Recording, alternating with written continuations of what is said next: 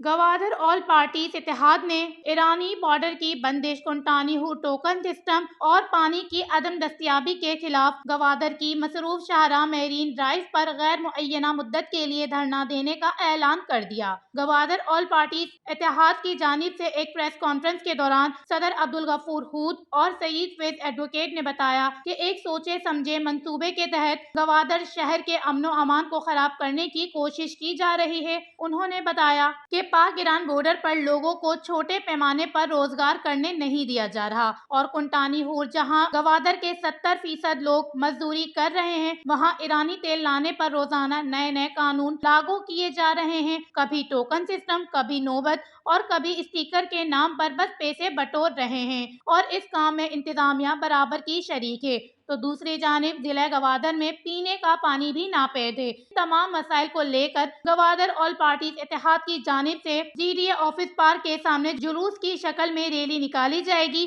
اور marine drive پر غیر معینہ مدت کے لیے جمہوری انداز میں دھرنا دیا جائے گا۔ انہوں نے مزید کہا، گوادر کے تمام مکاتب فکر، ماہی گیر، انجمن تاجران، دکاندار، کاروباری، سول سوسائٹی، پیک یونین اور دیگر سے بھی شرکت کی اپیل ہے۔ وش نیوز، گوادر، بلوچستان۔